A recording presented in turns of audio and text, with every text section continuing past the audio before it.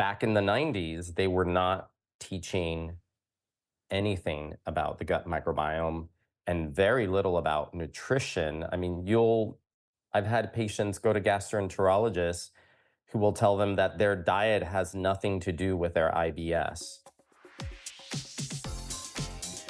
I bet no one has ever heard of the gut circadian rhythm. We often talk about our overall circadian rhythm and most automatically think of our sleep, waking up in the morning, and going to bed at night.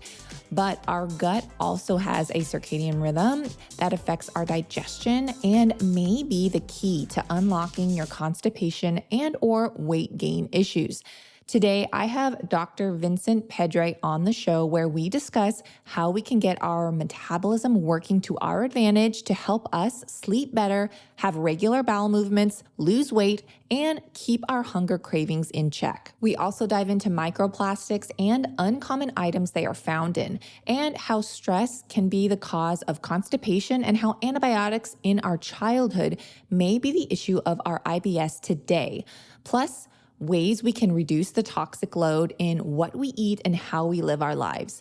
Please don't think this is an all doom and gloom podcast because we certainly give you some helpful tips and resources to improve your health without needing to spend any extra money.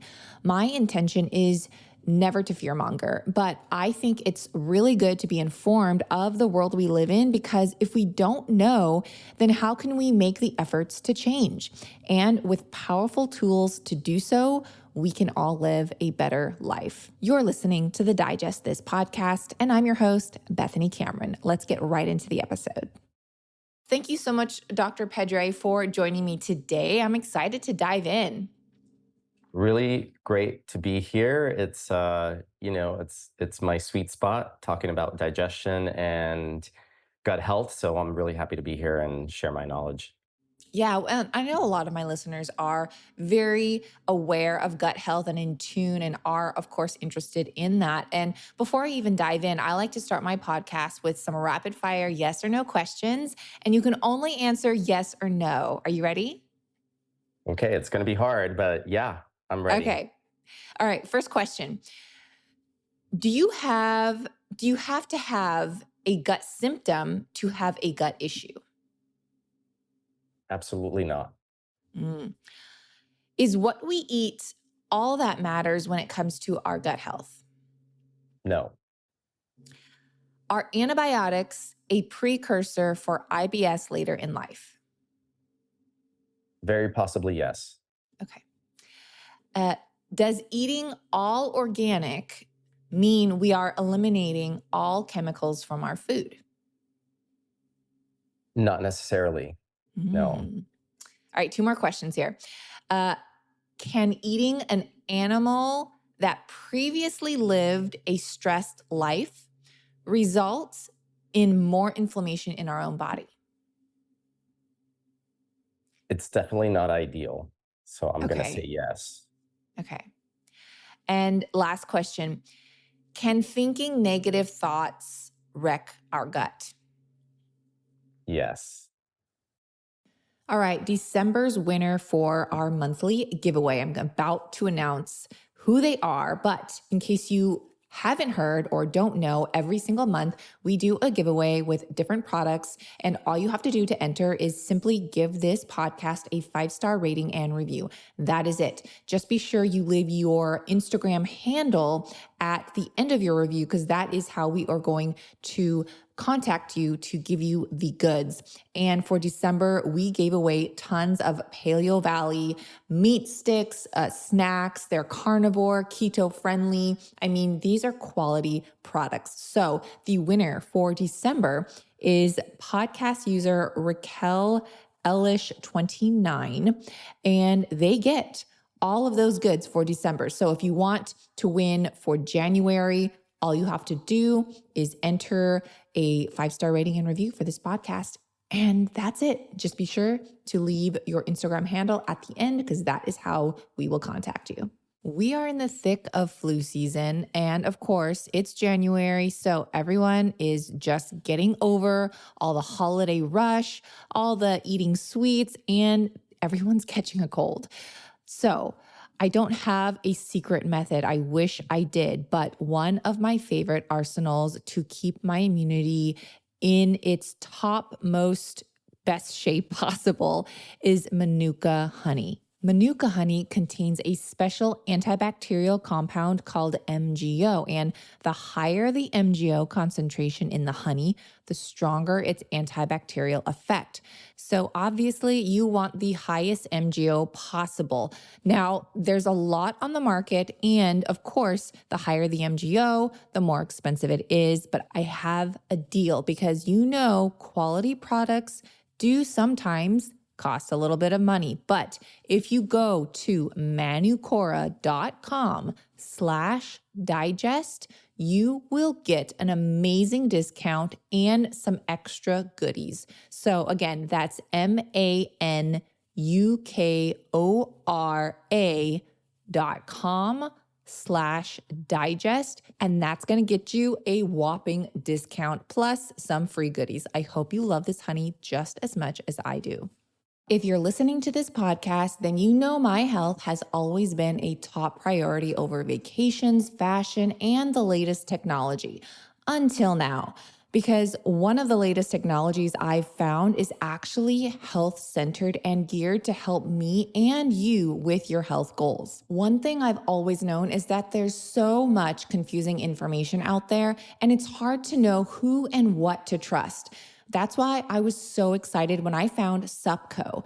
It's a new app for managing all your supplements you and I currently take all in one place. It analyzes my entire routine, then rates it based on data they have on over 180,000 products. And it gives me real tips on what's working and what's not based on my own health goals. Supco showed me how my products rank across their trust score quality rating system, how much I'm spending, and even gave me doctor-built supplement recommendations. If you've always wanted to get your gut health in check, lose weight, overcome fatigue, clear acne, balance your hormones, go through menopause, or perhaps you're battling mold like me and looking for the best supplements for detoxification, Supco has specialized plans and recommendations based on what your health goals are. And here's the best thing about it. Supco doesn't care where you buy your supplements because they're not selling them. In fact, they'll often tell you not to use a product anymore if they think it's not right for you. They are simply here to support and recommend what you should and should not be taking in conjunction with your other supplements to make it easy and cost-effective for you. Supco is currently in beta, but my listeners can get 100% free access today at sup.co/digest. That's supp.co/digest. So definitely check them out because it will not be free forever. That's supp.co/digest to get 100% free access today. These are all really interesting answers to interesting questions, and I'd love to dive in a little bit more. But before we do, tell us briefly here, why do you do what you do? What's your story? Ooh, yeah. There's actually several interweaving stories. Probably the biggest one for why I ended up in the gut health arena is my own story growing up as a child, having a very sensitive stomach, and also being put on so many rounds of antibiotics. I calculated, just thinking back to my childhood from around the age of 10 to about the age of 19, I was on 2 to 3 rounds of antibiotics single year. So probably 20 plus rounds of antibiotics. I mean, antibiotics were thrown at every single infection that I had, whether it was viral or not. Doctors didn't really, the pediatricians didn't really think about that. They just, you're sick, here's an antibiotic, go home, you're going to feel better. Unfortunately, sometimes the antibiotics themselves didn't work for me. And a lot of times, this is something that was being done back in the the early to mid 80s, which I don't think is done anymore. Even late 80s. I would sometimes go to a clinic. My mom would take me saying that I'm not responding to antibiotics, and they would give me gamma globulin shots, which are basically a pooled globulins, so immune globulins from blood donors. And some, if I wasn't getting better, the minute I got the shot within 24 hours, I felt amazing. And it was as if somebody gave me my immune system back. And this really ties into the gut because we know that 80% of the immune system is all along the gut lining, and the gut is command central for the immune system. So no one was really thinking, why does this child get sick all the time? Or not really thinking along the right lines. I was super thin. I went from being a chubby kid, hard to believe. If you see me now, like I was actually kind of overweight as a child, probably because I was eating all the wrong foods. And then I went through a growth spurt. And during that time is when I had been on so many antibiotics, and I just wasn't retaining my calories. So I was probably eating between cereals, milk, like sugar, ice cream, pasta, bread. Like my grandmother used to bake me cakes all the time. So I was probably somewhere between three and sometimes 4,000 calories in a day. And yet I was rail thin, couldn't gain weight. So the pediatricians would say you're not eating enough or you need to, work out. And they would say, I'm going to put you on a multivitamin, which is probably a very low grade multi made from synthetic vitamins that were being Mhm. prescribed back then. Yeah. The Flintstone And vitamins or whatever, yeah. yeah, these giant packed down vitamins, they were like these tablets that were super hard to swallow. And none of that made a difference. It made no difference because really what was going on is my gut microbiome had been destroyed by all the rounds of antibiotics. And I had developed leaky gut along with sensitivities to the two biggest food groups that I was eating on a regular basis, which were wheat or gluten and dairy. And so I kind of lived with this. This turned into, so going back to your question about can antibiotics then result in IBS or irritable bowel syndrome later on in life?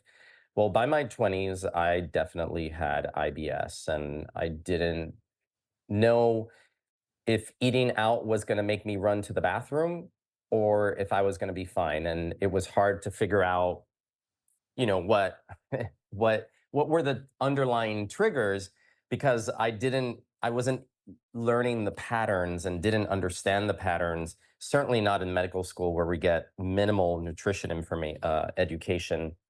So it wasn't until much later that I discovered functional medicine. And by then I was already a doctor. I had done my residency training. Actually, during residency, I was already reading a bunch of books on alternative healing, complementary healing, functional medicine, Dr. Hyman's books. But I still didn't fully believe that my IBS could be reversed. And it wasn't until I started learning about the gut microbiome and really diving deep into that I realized, wait a second, you mean I don't have to live with this for the rest of my life? Because I really, at that point, had sort of resigned myself. I was kind of in between two worlds, like understanding what Western medicine does for IBS, like antispasmodics, antacid medications, really not a lot of great options, and thinking, well, I don't want to take these medications, so I guess I'm just going to suffer for the rest of my life, not understanding why my gut, or just accepting that I have a very really sensitive gut.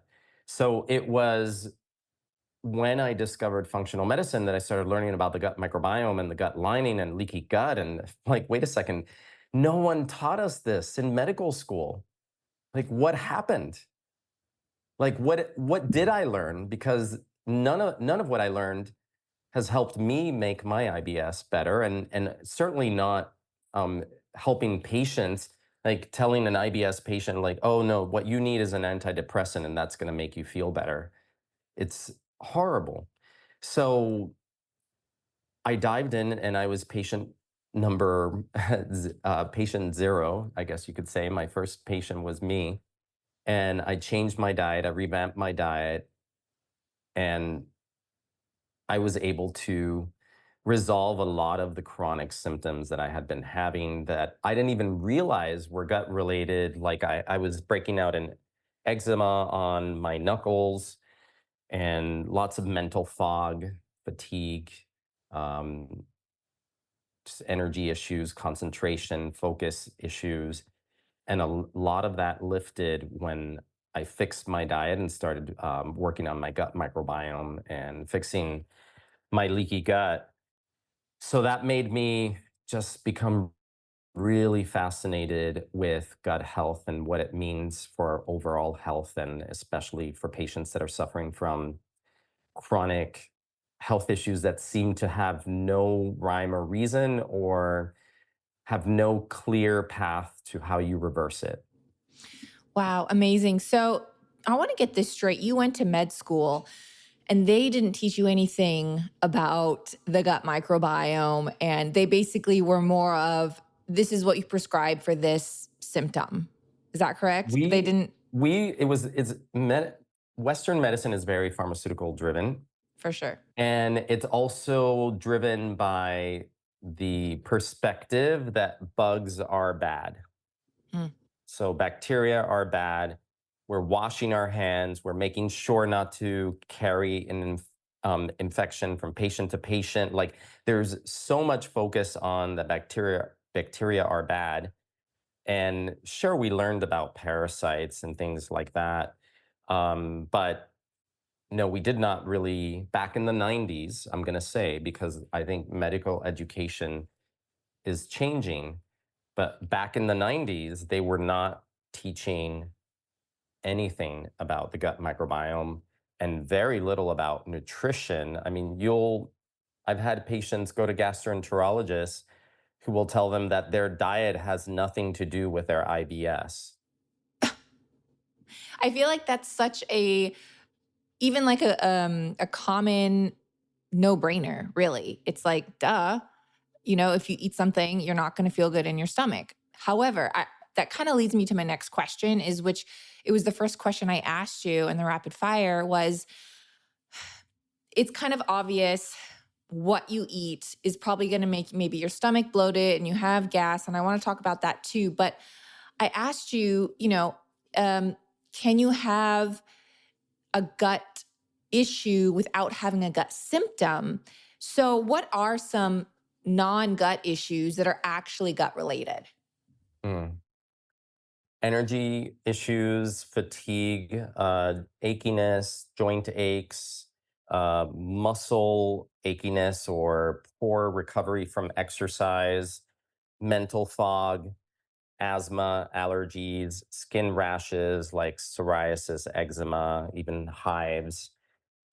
All of these things can be related to the gut. Metabolism, weight gain, immune dysfunction, like just being predisposed to getting repeated infections, sinus infections. All these things could be related to an imbalance in the gut microbiome, as well as the gut lining, meaning increased intestinal permeability or leaky gut. Yeah, I mean, I've even heard that, hormones, if your hormones are out of whack, it could be just because of your gut, because you're not able to absorb the nutrients correctly. And then that throws everything off. Same. Yeah, also. And we do depend on the liver as well as the gut microbiome to activate thyroid hormone into its most active form that does all of the function of thyroid hormone that we think of, like metabolism, helping cells run all the metabolic processes that they do internally. That's dependent on your liver, 60%, and your gut microbiome 20%. So 80% of the conversion of T4 into active T3 is being done all in within the digestive system. Wow. And I think too, it's quite interesting that when you're a baby in the womb, your gut and your brain is actually it forms from one part. Does that make sense? It like actually is one in the Well, womb. the way I think of it is this way, in embryology, when the blastocyst starts to fold inwards, what is the outer cells become the inner cells. So what would have been the skin folds inwards and becomes the inside of the gut lining. So sometimes I like to call the gut your inner skin in a sense. And in Chinese medicine, there's a lot of relationship between the meridians that deal with the stomach and the large intestine and any sort of manifestations of skin rashes or skin issues Mhm. because of where those meridians traverse. So, yeah, we can look back to embryology to the interrelationship between these things. And I think there's a significance there because a lot of people who are suffering from allergies and asthma, which, by the way, also the same cells that fold inwards to become the gut also become the airway. So they fold inwards and they create the airway. And we know that allergies and asthma, as much as they may be related to outside environmental triggers, they are as much propelled and powered by what's happening within the gut. So if your gut is out of balance, you're going to be more reactive to environmental pollutants or allergens than you would be if your gut is in imbalance. Yeah, that makes total sense. And you also had mentioned too, in regards to what you learned in med school, talking about over sanitization. And I wanted to kind of touch on that a little bit. How much of a disturbance is over sanitization to our gut microbiome? Well, there's several things here.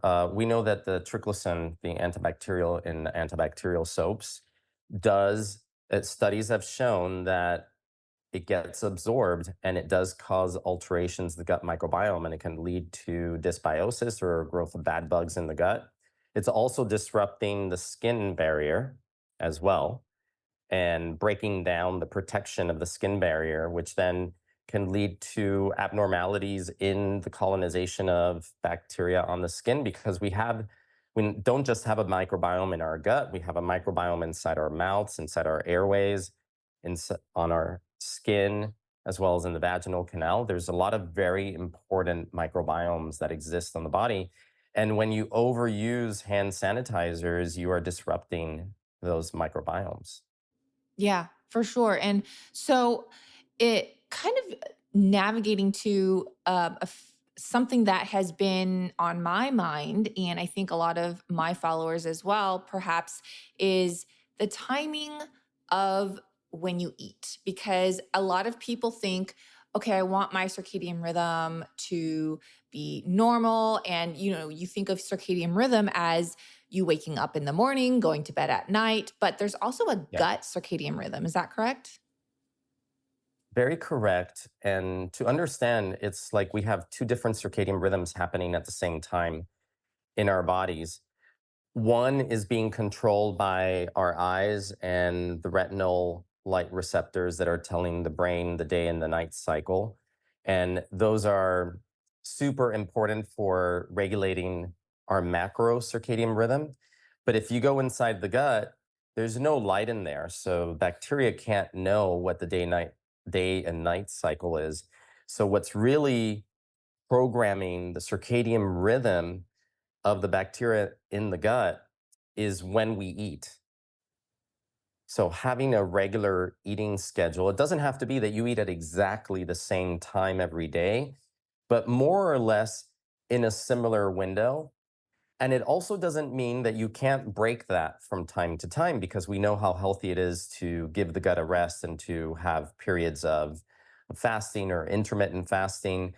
But by and large, what I have learned is that if your eating is very disordered day to day, say You skip breakfast, then you have a green juice at 11 a.m., then you forget it's lunchtime, but then you remember at 3 p.m., and then you eat lunch at 3, and then but you don't eat a big lunch. So now you're hungry again at 6 p.m., so you're having dinner at 6, and then the next morning you wake up and you're starving at 9 a.m., so now you're having breakfast early, and then you eat at 12 p.m.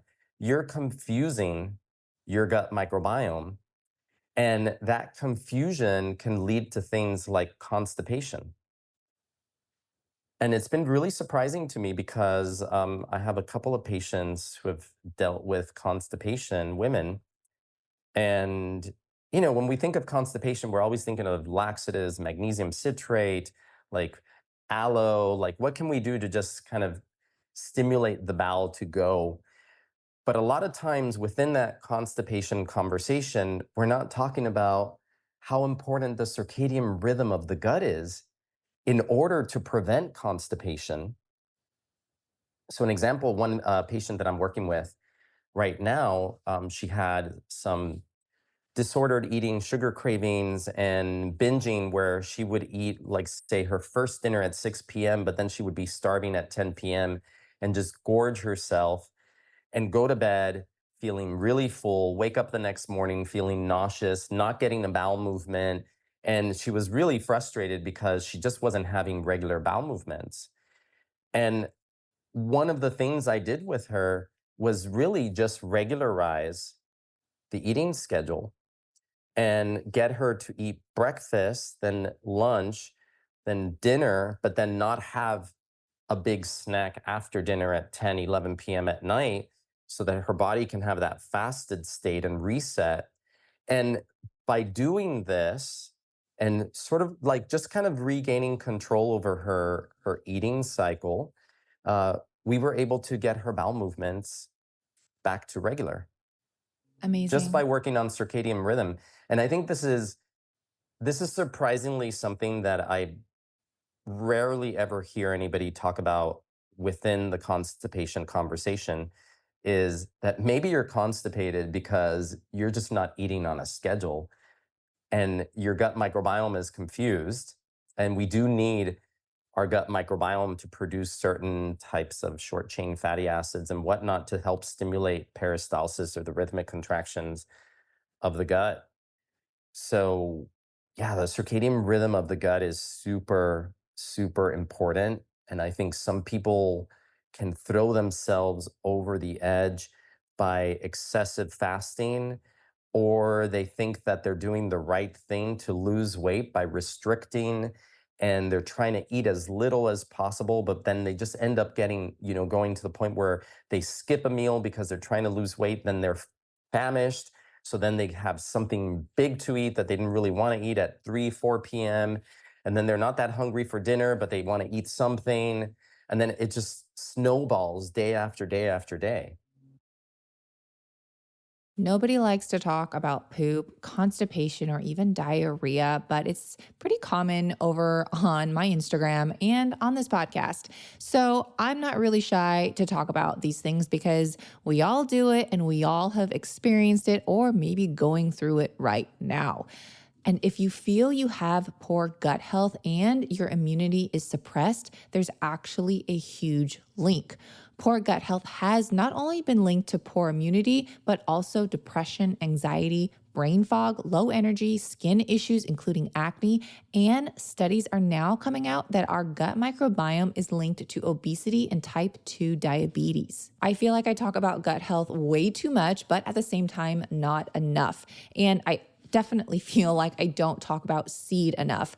And Seed is a partner of mine that I started taking their probiotics, oh gosh, maybe over 2 years ago now. It's their DS-01 symbiotic capsule, which is a pre and probiotic all in one. And there's no refrigeration needed, so you can take it on the go, you can travel with it, and you don't have to think about where you need to store it. I mean, if you really think about it, if you are taking a refrigerated probiotic capsule, How is that going to survive your 98.6 body temperature once it gets down in there, right? So you have to really look and see how are these probiotics going to survive. So you definitely want a soil-based probiotic, and that is exactly what seed is. So I highly recommend you giving them a shot. If you're one of the millions that have been on the fence about seed and have been curious, now is the time because my listeners get 25% off their first month, and you can cancel anytime, even right after if you want to. Just go to seed.com/digest and use code 25digest to get 25% off your first month. That's 25% off your first month of Seed's DS-01 Daily Symbiotic at seed.com/digest and use code 25digest. So, a lot of you know, back in October, I announced that I was dealing with mold in my lungs, and I have a huge team on my side, tons of different types of doctors, holistic, mold experts. I have Western medicine, Eastern medicine, and one of the mold experts that I am currently working with told me when we first met about all the different things to start taking to support the detox process of the mold. And one of them was actually Element, specifically Element. She said you need to get your electrolytes in, your magnesium, your salts, your potassium, and she wanted to make sure that I was doing an electrolyte drink mix every single day, despite if I was sweating, working out, etc. And so I was like, well, I already take that. So I just thought that it was super cool to have someone holistic in my corner recommending Element. I personally take the unflavored. They have tons of other flavors to choose from. I just love the unflavored. It's just simple. 3 ingredients, nothing else, no stevia, no natural flavors. So all that to say is I highly recommend trying Element. If you use my code digest at checkout, or you can go to DRINKLMNT.com/digest. You'll get 8 free packs to try. And if you don't like it, hey, guess what? You can give it away to a friend and they'll refund your money for whatever you purchased. No questions asked. So I feel like you have nothing to lose. Again, go to DRINKLMNT.com/digest. Yeah, you make some really great points because I think with a lot of people, they do run a busy lifestyle with kids, the job, they're, working overtime and they just grab something when they can. And to your point, like I'll just give myself as an example. Um, I had made a point to eat even if I wasn't hungry. I mean, obviously if I was like super stuffed and full, I wouldn't like eat, but even if I wasn't full but I wasn't hungry, I'd be like, "Okay, it's that time. I'm just going to eat something." And I made a habit of doing that, and one, it helped my regularity. Two, I wasn't starving at dinner, which before I'd be like, "Oh, I'm not hungry. I'll just like wait until dinner." And then like you said, I'd be so hungry at dinner, and then I would eat probably more than I should have, and then I wouldn't be able to sleep because I was full. And so then that wrecked my sleep. So, really having almost forcing yourself to eat something, even if you're not hungry, be like, okay, it's 12 o'clock. I'm just going to have something. It really helped regulate things. And then here's an interesting story. This was many years ago. So, I started implementing this, just time, making myself eat at certain times. And then I would say maybe like just a month of doing this, my body would actually get hungry at those times. You know what I mean? So like then I would be like, "Oh, I am actually hungry at 12" because my body was those signals, it was getting used to all those scheduled times of eating. Um Mhm. so yeah, So it's quite your body interesting. starts having this internal rhythm that you're in training the gut microbiome by the times that you eat. And I think it's such an important point. Like you don't you almost have to dance a very fine line between, you don't want to force yourself to eat too much if you're Mhm. not hungry, but you don't want to constantly skip meals. So it's like it's either famine or feast. And you arrive Mhm. at dinner and you're so hungry, that you don't know when to stop eating. You end up overeating. Then you feel horrible, like you said. It affects your sleep. And if it's affecting your sleep, then it's going to affect your internal circadian rhythm as well.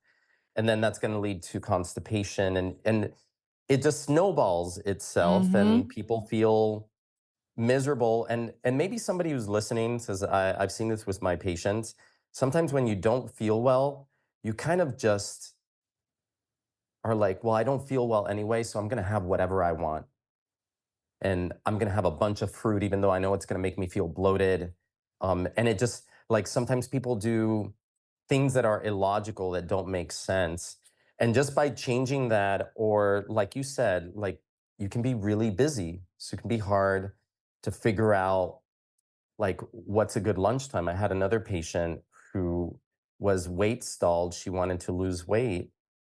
And we determined that she wasn't eating enough protein. But secondly, she had no plan on what lunch was on any given day at work. Her assistant would, like, at 2, 3 p.m. would say, "Hey, you didn't eat yet. Can I order something for you?" And that was day after day. And I said, okay, we need to change this because, one, you're putting your body under stress. You're already stressed because work is very busy, but now you're skipping meals. You're causing your cortisol to spike as a result. And your things are disordered on the inside. That leads to more inflammation. And with her, the solution we found was one of those meal delivery services that where you can tailor it high protein, gluten free, like healthy chef made meals. And just by doing that, it changed everything because now she doesn't skip lunch. And since we instituted this, she's lost 3 inches off of her waist, Wow. and people are telling her, "Wow, you look different." We didn't we worked on a couple of things related to balancing the gut microbiome, but I think the biggest thing we did was I got her to stop skipping lunch or eating at weird hours, and just to have a plan and make sure that she's getting enough protein. Yeah, that's a huge thing because I think a lot of people too, some people don't even bring lunch because they're like, "Oh, I don't get hungry," or I don't feel hungry right now. I had a big dinner." But then so they don't bring lunch, and then for whatever reason they're like, "Dang, I actually am hungry at work." And then they don't have anything prepared. So I think a good rule of thumb is bring something in case you are hungry. If you're not, then fine, but if you are, you have something there for you. Absolutely. And it's good to have a healthy option rather than find yourself hungry and then you're time constrained, and the quickest thing you can do is not the healthiest thing for you. It's good to Yeah. have a it's good to have a pre-plan of what it is you're going to eat, especially if you're working on your health, if you're working on gut health. But I love this because this is a really important piece of the puzzle that I think a lot of people miss because we're so focused on what you should eat, and we don't talk a lot about when you should eat. I think this is such an important topic that not a lot of people do talk about is the timing of eating matters. And it matters on many different aspects, not just weight loss, weight gain. It matters with sleep. It matters with just your thinking. Because to my point is, I can't eat a really big meal because at dinner because I then can't sleep right. I'm bloated, I'm full. But then on the other end, I can't also go to bed hungry because at, 12 a.m., I'll wake up and I'm like, oh my gosh, my stomach hurts. So I have to find that happy medium. Even if I'm not super hungry at dinner, I'll eat something because I know in 3, 4, or 5 hours, I'm going to wake up and now it's going to mess up my sleep as well. It's really about, I think, what you're talking about is listening to your body and learning how to tango, how to dance with your body in a way that honors what your body needs so that you can feel the healthiest possible. And sometimes that requires a bit of tweaking of the relationship and philosophy around food and what to eat and how much to eat. And whenever you're making a change, it can feel a bit, it'll feel a little bit off probably for the first week or two. Mhm. So you have to be okay with things feeling a little wonky, like strange. But like with this patient who was overeating at dinner and then waking up and not being hungry and then just filling herself up with fruit late in the morning, and she had yeast overgrowth, so she was having too much sugar. The first thing that I did was, look, we need you to eat enough at the first dinner time to feel satisfied. And then at nighttime, when you get your cravings, what I'm going to have you do is I'm going to have you drink a tea instead, an herbal tea, something to soothe the nervous system. Because a lot of times cravings are not true hunger. And if all we can do is kind of like soothe the nervous system with like a chamomile or a kava tea, then that if it was true hunger, the tea is not going to take away the hunger. But if it's not true hunger, just having the tea, breathing, trying to relax in 20 minutes, 10, 20 minutes, that craving is going to have passed. And you're going to see that you don't really need to eat late at night. And what I wanted to do is have her wake up hungry in the morning so we could have breakfast. Because as soon as we can start having a protein breakfast and then a lunch, not going to arrive at dinner so famished that there's going to be two dinners by the end of the day. So it's about really kind of moving the cycle. I wanted to move her 10 p.m. meal to 9 a.m. in the morning when she was waking up so we can set the day appropriately. And we do know from studies that a protein rich breakfast will reduce the amount of total calories and carbs that a person eats for the rest of the day. Yeah. And I think too, oftentimes people just want that mouth fixation. You know, they're not really hungry. They just want to like munch on something they just want something in their mouth, maybe just to occupy their time. They're bored, right? Yeah. But I love that example too of your patient with the constipation issue, how that got resolved just by the timing of eating. And staying on the constipation conversation, how does stress affect constipation? Huge factor. Where we need to understand stress is that it ties in with the gut brain connection and the vagus nerve. So, the vagus nerve is a super important nerve that innervates all of the internal organs and very specifically the gut, but also the lungs, the heart. It controls heart rate variability. Through the lungs, you can control the tonicity of the vagus nerve through deep breathing that helps activate the vagus nerve. Now, we want the vagus nerve to be firing at baseline at a certain rate. So we call this vagal tone. We want some level of tone, and that downstream tone from the brainstem, where the vagus comes from, down into the organs and the gut, helps to control things like the production of stomach acid, the production of digestive enzymes, the emptying of the stomach, the peristaltic contractions, the rhythmic contractions of the intestines that help promote bowel movements. And then I'm explaining it this way because when somebody is highly stressed, a lot of times what happens is it shuts off the vagus nerve. So you lose that vagal tone, things freeze up in the gut, and suddenly you find that you're not going to the bathroom as regularly. Now, obviously, this is a simplification because there's so many different factors that relate to constipation. The way I look at it is that you always have to look at every single factor. So going back to this patient whose circadian rhythm I was working on, she's also a very anxious person. So in the work that we've done together, I started talking to her about deep breathing and doing deep diaphragmatic breathing and getting her body more into a parasympathetic, relaxed state, what we call the rest and digest state, that also helps to promote the contractions of the intestines to prevent things like constipation. So, yeah, stress can be a really big factor, and depending on the how high the stress is, it's going to affect things in different ways. So, anybody who's listening, if you've ever been stressed and you felt like you lose your appetite, I think the biggest example would be like someone breaks up with you and you're just heartbroken, you're distraught, You can't eat. Anything that you eat makes you feel sick. Well, what you're feeling are the effects of loss of vagal tone. So your vagus is shut off because you're in so much stress. You're actually in something called dorsal vagal instead, which causes more of the nausea and kind of freezes things up, and also can lead to constipation.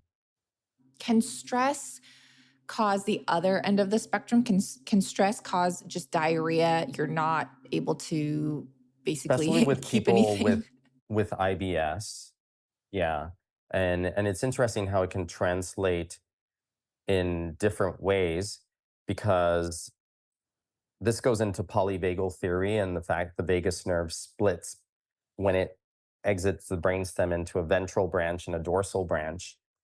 We can think of the dorsal branch as the more primitive part of the vagus nerve, the reptilian part, and the ventral branch is the more evolved mammalian part of the vagus nerve, the one that gives us a sense of safety and security. When that dorsal branch activates, it can actually lead to nausea, to dizziness, to even to moving the bowels. So it's interesting because you can have two different reactions from someone who's stressed. And for somebody who has IBS D, who tends to more towards irritable bowel with diarrhea, stress is going to make them run to the bathroom, versus someone who has more IBS-C, they're going to be more prone to having constipation when Mhm. stressed. Yeah. Well, so let's talk about this because what are some things that people can do? Let's just say, for example, someone's listening and they're like, okay, I'm eating the right things, I'm taking the right supplements, like they're following everything to the T, right? So they're doing the physical things correctly, but they're still having issues. Could it be something beyond diet? Could it be negative thoughts? Could it be their environment? Could it maybe just be like the I mean, we could go into like a rabbit hole with microplastics, but what other things should someone think about if they are, quote, doing all the right things? I mean, first of all, you can't out diet and you can't out supplement a stressed out lifestyle, for the very reasons that we just talked about: the gut brain connection, the vagus nerve, the effects on the vagus nerve. If you're living this type A pressured life where you're checking off the boxes, I'm eating correctly, I'm taking all my supplements, and yet my gut is still a mess. I've seen those patients so many times over the years in New York, but you're not dealing with your stress. So that's one big factor. The other one is a potential exposure to toxins in the environment, like you mentioned, microplastics, which are big gut disruptors. But there are other types of gut disruptors out there, like maybe you were put on a round of antibiotics a couple of months ago because you had a sinus infection, and that's disrupted your gut, and you've not been feeling great since then, but you can't put your finger on it because you're still eating healthy, you're taking your supplements, and yet things are just not quite right. Well, sometimes something like that, an external uh, influence, like having been on antibiotics, can lead to these types of disruptions. So you always have to be thinking like there's multiple different potential causes of why people have certain gut symptoms, if they have gut symptoms. And that's where oversimplifying things and just calling it IBS or irritable bowel syndrome is like this catch-all phrase that means nothing. I know. I honestly, I hate the term IBS. I know it's just, I feel like it's overused and it's just a term that a lot of doctors put on a lot of people because they don't know what's happening. So they're just like, oh, you have IBS. It's like telling someone, oh, you have a skin issue. Well, okay, well, is it acne? Is it a rash? Is it, leprosy? Like, what is the skin issue? Yeah, and what is the underlying cause? What's the underlying mechanism? And as much as those diagnoses are confusing, I do sometimes run into patients who want a diagnosis, like they just want to be told, I have this. And for them, it's sometimes difficult for them to understand. You don't have one diagnosis, you have a series of imbalances that are causing the symptoms that you are experiencing. So it's a very different way of looking at health and wellness through more of like a systems biology perspective, where it's not that there is a specific diagnosis, but you have leaky gut, you have dysbiosis, you have a parasite, you have low butyrate production, which is an anti inflammatory short chain fatty acid that comes from the gut microbiome. And all of these things together, their cumulative effect is causing bloating, is causing energy issues, is making you not feel great. But sometimes on the flip side, some people have difficulty. How would I say it? Um, Letting go of the Western paradigm and that desire to be given a diagnosis that they can understand. Whereas sometimes it can be a little bit confusing. Like you don't have one diagnosis, you have five things happening at the same time. And these things are leading to the symptoms that you have. And if we start working on rebuilding this foundation, getting rid of the bad things, putting in the good stuff, rebuilding the gut lining, then your symptoms are going to get better over time with diligence and with patience. Yeah. Well, and I think we did touch a little bit, not even really, we just mentioned the microplastics. And I just kind of want to bring that up because I think a lot of people, when they think of microplastics, they're like, oh, yeah, I don't drink out of plastic bottled water, right? They're like, okay, that's done. But where are microplastics found and where are they being hidden that many people don't think of?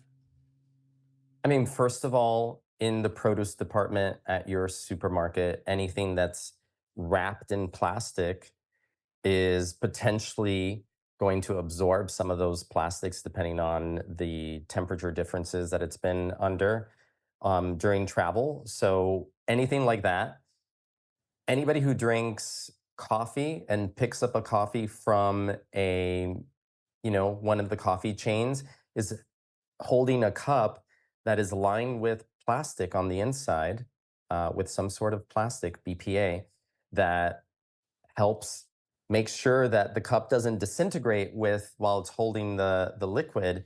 So where anytime plastic is exposed to heat, it's going to leach off some of those microplastics. But we even see it like a lot of people have those K cups and they make coffee at home, and they're not thinking that there's actually plastic liner on the inside that when that Hmm. hot water goes through, they're getting exposed to the plastic, or even the coffee machines are made out of plastic. Yeah, So the as the filters. water is getting Hmm. heated, it's getting leached off and getting put into the coffee. There's also plastic in certain types of synthetic clothing, like polyester, like those types of clothes might have plastic woven into them. So there's a lot of potential exposures that we may not think of, including microplastics that are getting into seafood as well. It's amazing. I mean, even the to-go containers, they have to be lined because I see those. They look very quote eco-friendly, right? They're brown and all that, but the lining is still that have that lining of the plastic. Or what do you think of like our mattresses and bedding and even carpets? A lot of other types of toxins that can be embedded in those, not just um, plastics like phthalates, but also like PFEs, like flame retardants, things that may not affect the majority of the population, but if you are a sensitive person who tends to react to things, then you have to think about all these things because all of these chemicals are endocrine disrupting chemicals. They are disrupting our hormones. And no, you may not have a like measurable effect from it. Like if you go to your doctor, they might not find that there are abnormalities in your blood tests because of them. However, maybe you're dealing with fertility issues and you can't get pregnant and you're you're having to go for an IVF cycle, but you're only in your 30s. And why are your hormones whacked out? And in cases like that, you have to start thinking about the exposure to these types of chemicals and in the different things that we do on a daily basis. The biggest one being coffee and caffeine, because so many people drink coffee on a daily basis. And it's very easy to overlook the the hidden toxins that are like embedded into our daily habits. Yeah. Well, and I hate to have this podcast be all doom and gloom, right? So let's talk about ways and helpful tips to help reduce our toxic load. What advice can you give us and some light that you can shed here? Yeah, Give totally us some good agree. news. Because it can start feeling like very doom and gloom. But at the same time, it's important to be informed so that you can make the right choices for your health, or at least know the dangers that possibly exposing yourself to. But one, buying organic produce, and ideally, like going to farmers markets and getting it directly from the farmer, and taking your own bag and not putting the produce into plastic bags, like taking it home in your own cloth bag. I think that's super important for several reasons, because organic produce is going to be low in pesticides, but it's also going to be higher in antioxidants like plant polyphenols, which are super important for our health. And they also tend to be higher in nutrients than non-organic produce. So that would be number one. Second, another thing that we do every day is drink water, and making sure that the water that we're drinking is filtered, because even just tap water from municipal sources is going to be contaminated with chlorine. And chlorine is a major disruptor, especially of the thyroid gland, and also heavy metals as well as drug metabolites. So you want to make sure you have a water filter that can take those things out of the water. That's super important. Again, looking at things that we do every single day and where we have the power of choice to make a difference for ourselves. The other one, like I mentioned, is clean out your daily habits. And one of them could be drinking coffee. Or if not, if you're a green tea drinker, then think about like the microplastic that's in the tea bag.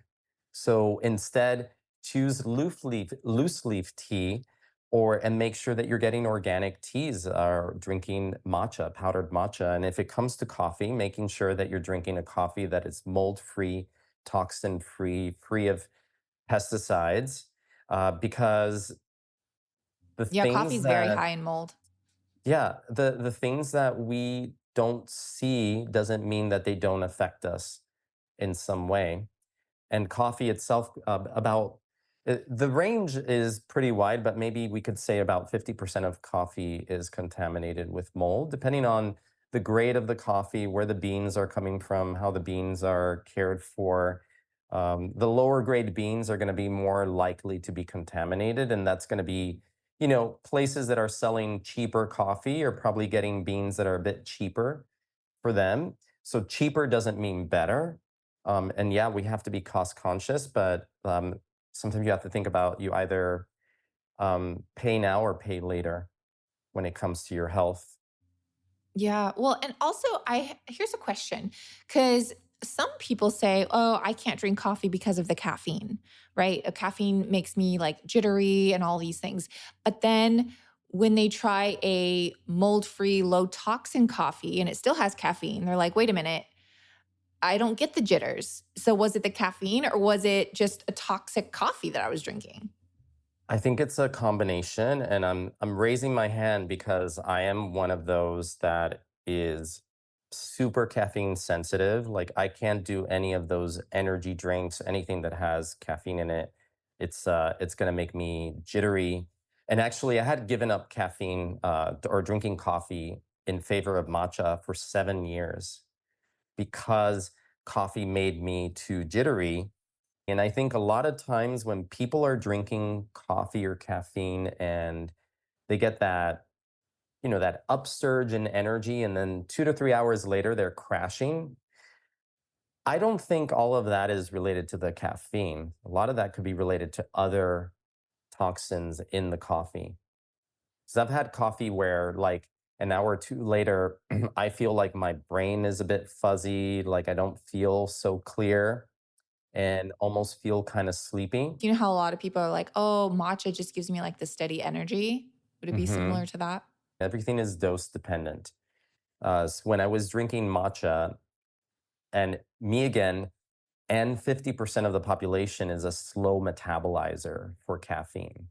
So half of us, well, caffeine metabolites are going to stick around for a while. And that's why if you can't have coffee or tea or anything with caffeine at 10 p.m. and then go to sleep, that means you're a slow metabolizer. Like it'll keep me awake all night. But with matcha, even if one doesn't cause that effect, if you go to two, it can start amping you up and you can get that upsurge and then a little bit of a crash. It depends on how much matcha you're having. Because I've had patients drinking 3 cups of matcha per day and they were amped up and nervous and wired, but they didn't even realize it and I had to take them down on the amount of matcha that they were drinking. Yeah, very interesting and great tips as far as looking for darker roasts with lower acid. And of course, everyone should be aware that they should be drinking a mold free coffee that is tested for mycotoxins and lead and all that thing and all the things. So I appreciate that information because I think more people need to be aware of that. Now, I mean, where can people find you if they are looking for more information about you and what you do? Different places. So they can find me on Instagram at Dr. Pedre, Drpedre, and they can learn more about just a lot of different free gut related resources, including blog posts on microplastics and some of the things that we talked about today. Amazing. And I'll be sure to include links in today's show notes so that people listening could just go there and find you with one easy tap. Thank you so much. Thank you. Thanks for listening to this episode of Digest This. If you enjoyed this episode, please leave a review in your podcast app to let us know. If you're ever wondering how you can support me and this podcast, sharing it with your friends and family is the best way. This is a Wellness Loud production produced by Drake Peterson and edited by Mike Fry. To check out more shows by my team, go to wellnessloud.com, and to email the show, message us at digestthispod@gmail.com. See you next time. The content of this show is for educational and informational purposes only. It is not a substitute for individual medical and mental health advice and does not constitute a provider-patient relationship. As always, talk to your doctor or health team first.